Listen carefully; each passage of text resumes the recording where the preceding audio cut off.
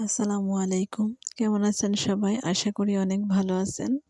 তো আল্লাহর রহমতে আমি অনেক ভালো আছি। তো চলে আসলাম আপনাদের মাঝে অনেকদিন পর আবার একটা নতুন ব্লগ নিয়ে। তো আশা করি আজকের ব্লগটা আপনাদের ভালো লাগবে। তো আজকের ব্লগটা মূলত আমি যখন গ্রামে গেছিলাম তখন এই জিনিসগুলা দেখতে পেলাম। আর এগুলা আপনারাও হয়তোবা দেখেছেন। আর এগুলা হচ্ছে সাপের খেলা বলে। আর ওনারা হচ্ছে বেদে, সম্ভবত বেদে ওনারা সবসময় আগে দেখতাম যে সাপের খেলা দেখাতো গ্রামে গ্রামে।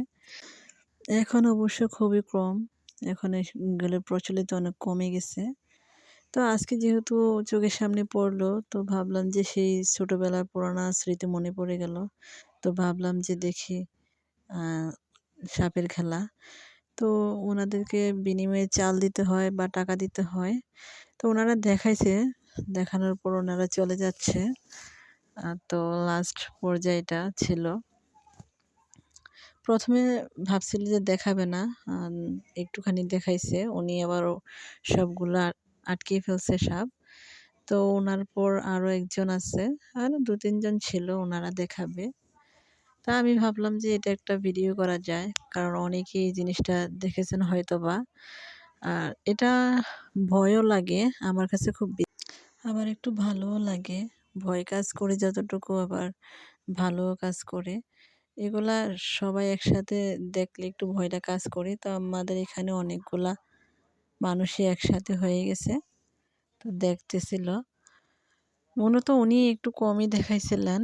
তো উনি একটু রাগ করতেছেন, ওনাকে নাকি সবাই চালগুলা পুষিয়ে দেয় নাই। ওই গামলাটা দিয়ে ১ গামলা দেওয়া হয়েছিল, আর বাকিগুলো হয়েছে এতটুকু। কিন্তু ওনাদের হয় নাই, আরও বেশি লাগবে। কিন্তু ওনাদের চাহিদা একটু বেশি থাকে সবসময়।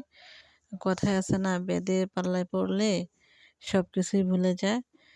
তো ওনারা হচ্ছে এরকম কথার ছলে বুলিয়ে বালিয়ে রাখতে পারে অনেকক্ষণ। তো এই তো উনি সব কিছু গুছিয়ে নিতেছে। আর একটা জিনিস কি, যে বাচ্চাটা ওনাদের কাছ থেকে অনেক বেশি ভালো লাগে। একটু শ্যামলা বর্ণ হলে অনেক মায়া লাগে। কিন্তু ওনারা সারাদিন ওনাদের বাচ্চাকে সাথে করে নিয়ে আসছে, এত ভয়ঙ্কর একটা সাপ খেলা দেখাচ্ছেন। কি সুন্দর দেখেন, উনি বাচ্চাটা ভয় পাচ্ছে না, কি সুন্দর ওদের সাথে ধরতেছে, দেখতেছে। তো উনি যেহেতু দেখাচ্ছে না, তো আরেকজন উনি দেখাচ্ছেন। ওনার সাথে অনেকবার তর্কাতর্কি করছে যে দেখান না কেন, দেখান না কেন। তো শেষমেশ উনি একটা ছোট্ট সাপ দেখালেন। লাস্ট পর্যায়ে অবশ্য দেখাবেন অনেকক্ষণ বলার পর। তো এখানে কথাগুলো অনেক হাসাহাসি হইতেছে, যে উনি বলতেছে শাকচুন্নি রেখা, খোট লাগানি রেখা। খোট কি মানে কথায় লাগায়। তারপর অনেক কিছুভাবে বলতেছে, যেগুলো অনেক হাসি পাইতেছে। এটা নাকি কালনাগিনী সাপ। তো আমার ছোট বোন বলতেছে কালনাগিনী সাপ তো আরো বড় থাকার কথা, যেহেতু কাল আবার নাগিনী। তো বলতেছে ওইটা নাকি, ওইটার চেয়ে এটাই অনেক ভালো, এটা নাকি কালনাগিনী সাপ। তো ওনাদের সাথে কথা বলতেছি, উনি একটু যেভাবে তাকিয়েছেন, উনি মানে রাগ করতেছেন। ওনার কথার সাথে আমরা যে কথাগুলা বলতেছি ওইগুলো একদমই আসতেছে না। তো উনি রাগ করে একটু একটু করে দেখাচ্ছেন। তারপর যখন আমরা বলছি যে টাকা দিব না, চাল কিন্তু দেওয়া হয়ে গেছে, তো বলছে টাকা দিব না, তখন উনি বাধ্য হয়ে দেখাচ্ছেন। আর ও মা, এটা অনেক বেশি ভয়ঙ্কর ছিল। এটাকে বলতেছে দুধরাজ সাপ। তো আহ, এটা নাকি কোথায় একটা বাচ্চাকে কামড় দিয়ে মেরে ফেলছে। তো ওনারা তুলে নিয়ে আসছে। আমার মা বলতেছে ওনারা এই সাপের তুলে নিয়ে এসে ২০ দাঁত ভেঙে ফেলে। ওইটা বলাতে ওনারা অনেক বেশি রেগে গেছে, যে বলতেছে মিথ্যা কথা। আচ্ছা, যদি মিথ্যা কথাই হয় তাহলে ওনারা বিষাক্ত সাপের এই দাঁত নিয়ে বা বিষাক্ত সাপ নিয়ে কীভাবে বসবাস করে? মানুষ মানুষ তো মরণশীল, তাই না? তো যদি ওই সাপটা কোনো রকমে একটা ছোবল দিয়ে দিল, তাহলে ওনারা কিভাবে বাঁচবে? নিশ্চয়ই ওনাদের সাথে হয়তো এমন কিছু আছে, আর না হলে ওনারা বিষ দাঁত তুলে ফেলছে, তাই না? তো ওনাদের এটা বলে বোঝানো যাচ্ছে না। তো উনি তো প্রচুর রেগে রেগে খেলা দেখাচ্ছেন। তারপরেও মাঝে মাঝে যে কথাগুলো বলতেছেন মুখে কবিতার মতন, ওইগুলো অনেক বেশি হাসির ছিল। আমি ভাবছিলাম যে ভয়েস দিব না, ওইগুলা শোনার জন্য দিব। বাট এখানে অনেকগুলা লোক ছিল, তো প্রচুর লোক ছিল। তো একেকজনের একেক কথা, হাসি, তারপর চিল্লাচিল্লি, সেই জন্য আমি আর ভয়েস অফ করে দিছি। তো ভয়েস করে দিতেছি। তো ওইগুলা শুনলে একটু বেশি হাসি পাইতো, ওনারা যেভাবে বলতেছে। আর কত এক এক নিমিষে বলতেছে, শ্বাস ফেলে না। তো আর পাশের ২ জন তো রাগ করে বসে আছে। ওনাদের এরকম বাক্সতে নাকি সাপ আছে, ওনারা দেখাবে না।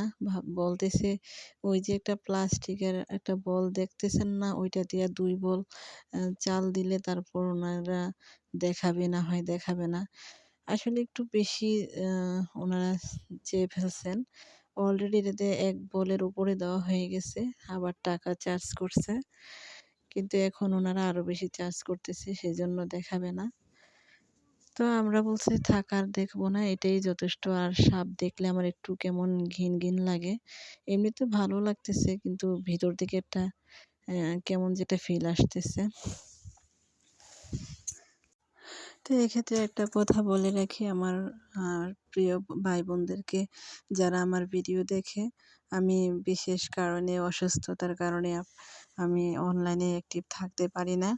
তো নিয়মিত এখন থেকে থাকার চেষ্টা করতেছি, যদিও হয়ে ওঠে না। তো আমার ভিডিওটা যদি কোথাও ভালো লেগে থাকে, তো একটু লাইক, কমেন্ট, শেয়ার করবেন। আপনাদের মাঝে এতটুকুই চাওয়া। আশা করি আপনারা আমার এই চাওয়াটা পূর্ণ করবেন।